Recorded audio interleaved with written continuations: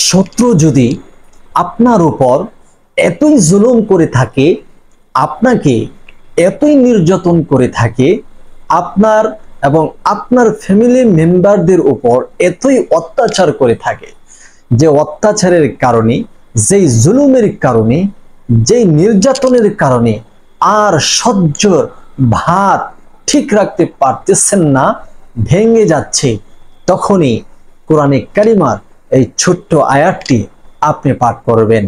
দেখবেন শত্রু অন্ধ হয়ে যাবে, শত্রু বধির হয়ে যাবে, শত্রু সর্বক্ষণ চোখের মধ্যে হাত বোলাতেই থাকবে, কষালতেই থাকবে।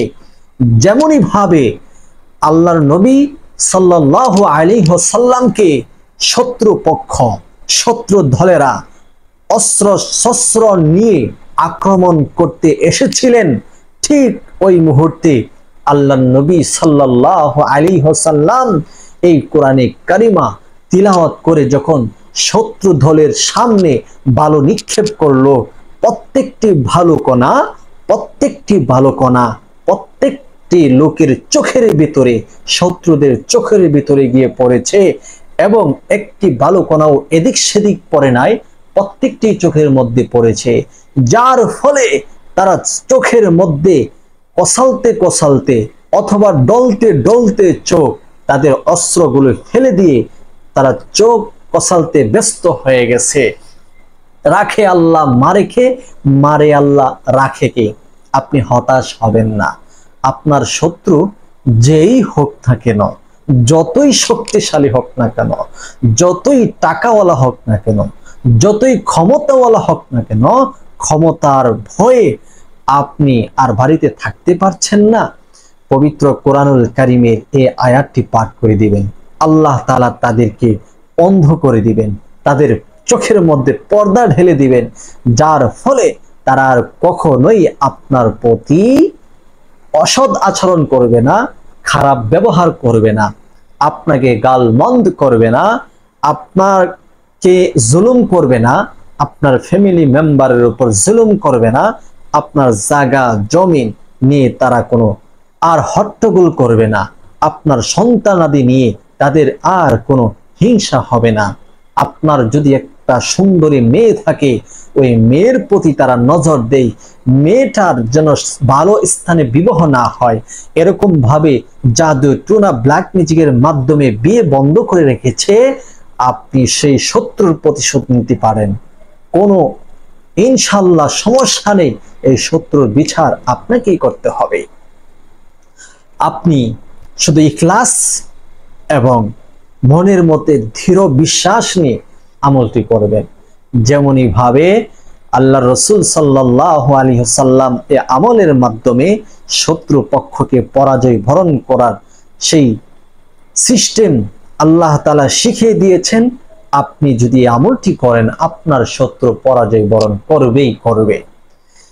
আপনারা ঐতিহাসিক সেই ঘটনা সম্পর্কে অবগত আছেন অনেকেই, আবার অনেকেই হয়তো অবগত নেই। সেই জন্য বলা হচ্ছে যে মক্কার কাফেররা যখন আল্লাহ রসুল সাল্লাল্লাহু আলাইহি ওয়াসাল্লামকে হত্যা করার জন্য, দুনিয়া থেকে বিদায় করে দেওয়ার জন্য তারা যখন অস্ত্র শস্ত্র নিয়ে আল্লাহ রসুল সাল্লাল্লাহু আলাইহি সাল্লামের হুজরা মুবারকে আসলেন, আল্লাহ রসুলের ঘরে আসলেন, তখন আল্লাহ নবী সাল্লাল্লাহু আলাইহি ওয়াসাল্লাম দেখতে পেলেন যে অনেক লোক, তাদের প্রত্যেকের হাতে তলোয়ার, প্রত্যেকেই অস্ত্র শস্ত্র নিয়ে তারা সজ্জিত হয়ে এসেছেন আল্লাহ রসুলের দরবারে। আল্লাহ রসুলের ঘরের চতুর্দিক দিয়ে তারা ঘেরাও করে রেখেছে। তখন কিছু সাহাবী এবং আল্লাহর নবী সাল্লাল্লাহু আলাইহি ওয়াসাল্লামের স্ত্রীগণ দেখে ভয় পেতে শুরু করলো।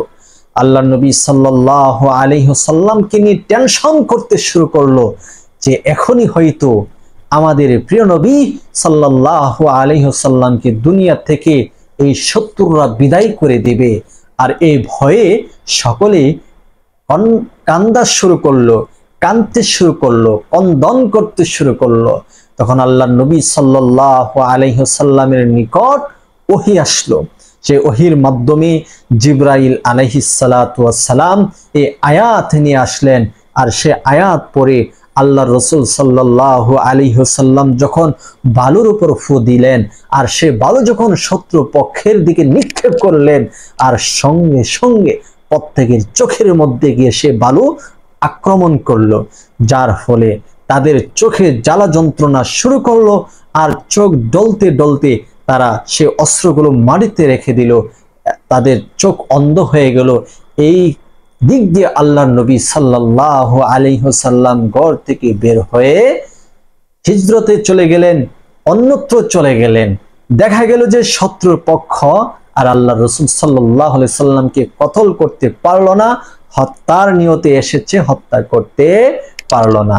অনুরূপ ভাবে আপনার কোনো শত্রু আপনাকে যদি মরণাপন্ন সে ভয় দেখায়, হত্যার কোনো হুমকি দেয়, মৃত্যুর কোনো হুমকি দেয়, মেরে ফেলার কোনো হুমকি দেয়, এবং আপনার জমি জমা নিয়ে আপনাকে কোনো হুমকি দেয়, ধুমকি দেয়, আপনাকে আপনার বাড়ি ছেড়ে চলে যাওয়ার জন্য হুমকি দেয়, এরকম পরিস্থিতি যদি হয়, তখন আপনি সে আমলটি করবেন, এমন ভাবে আমল করবেন, আল্লাহু আকবার, শত্রু পক্ষ, শত্রু দল এতই দুর্বল হবে আপনি কল্পনাও করতে পারবেন না। প্রিয় দর্শক, সে আমলটি আপনি করার জন্য আপনি সর্বপ্রথম নিজে পবিত্রতা অর্জন করে নেবেন ওযুর মাধ্যমে। আপনি যখন ভালোভাবে ওযু করে নেবেন, ঠিক ওই মুহূর্তে আমলটি করার জন্য 3 বার ইস্তেগফার আদায় করে নেবেন। আস্তাগফিরুল্লাহ রাব্বি মিন কুল্লি যামবি ওয়া আতুবু ইলাইহি, আস্তাগফিরুল্লাহ রাব্বি মিন কুল্লি যামবি ওয়া আতুবু ইলাইহি, আস্তাগফিরুল্লাহ রাব্বি মিন কুল্লি যামবি ওয়া আতুবু ইলাইহি। এরপর 3 বার দুরূদ শরীফ পড়বেন। আল্লাহুম্মা সাল্লি আলা মুহাম্মাদ ওয়া আলা আলি মুহাম্মাদ কামা সাল্লাইতা আলা ইব্রাহিম ওয়া আলা আলি ইব্রাহিম ইন্নাকা হামিদুম মাজিদ। আল্লাহুম্মা বারিক আলা মুহাম্মাদ ওয়া আলা আলি মুহাম্মাদ কামা বারাকতা আলা ইব্রাহিম ওয়া আলা আলি ইব্রাহিম ইন্নাকা হামিদুম মাজিদ। এরকম ভাবে 3 বার ইস্তেগফার, 3 বার দুরুদ ইব্রাহিম পাঠ করে নেবেন। এরপর আপনাকে আমি একটি পরামর্শ দিব, আপনি যখন আমলটি শুরু করবেন তখন আপনি 2 রাকাত নফল নামাজ আদায় করে নেবেন। আপনি নফলের নিয়তে 2 রাকাত নফল নামাজ আদায় করে ওই নামাজের পাটিতে বসে আপনি পাঠ করবেন কোরআনে কারিমের এই আয়াতটি, সুম্মুম বুকমুন উমিউন ফাহুম লা ইয়ারজিউন। আবার সুম্মুম বুকমুন উমিউন ফাহুম লা ইয়ারজিউন। আবার সুম্মুম বুকমুন উমিউন ফাহুম লা ইয়ারজিউন। এই কোরআনে কারিমার এই আয়াতটুকু আপনি পাঠ করবেন। কতবার পাঠ করবেন? বেহিসাব, কোনো হিসাব নেই, আপনি পাঠ করতে থাকবেন। আপনি সুরলগ্নে এইভাবে নামাজ আদায় করে পাঠ করতে থাকবেন।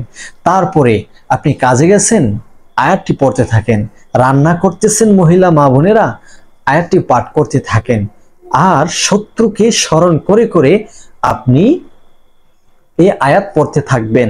আল্লাহর কাছে বলবেন, আল্লাহ, ইমুকে আমার প্রতি জুলুম করতেছে, আমার প্রতি অত্যাচার করতেছে, আল্লাহ এই আয়াত তার উদ্দেশ্য করে পাঠ করতেছি।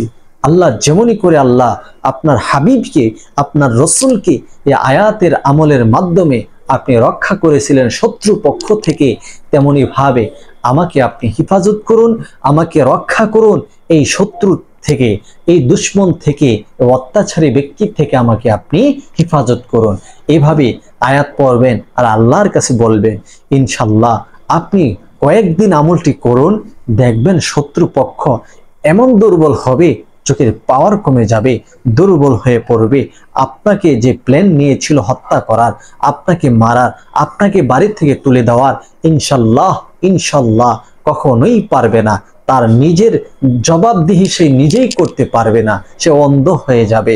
আজকের ভিডিওটি যদি এইভাবে আমল করতে চান, অবশ্যই অবশ্যই অনুমতি নিতে হবে। অনুমতি নিয়ে আমলটি করার চেষ্টা করবেন। আশা করি এই কোরআনে কারিমের আয়াতের বরকতে আল্লাহ পাক রব্বুল আলামিন আপনাকে হেফাজত করবেন। সকলে ভিডিওটি শেয়ার করে প্রচার করুন।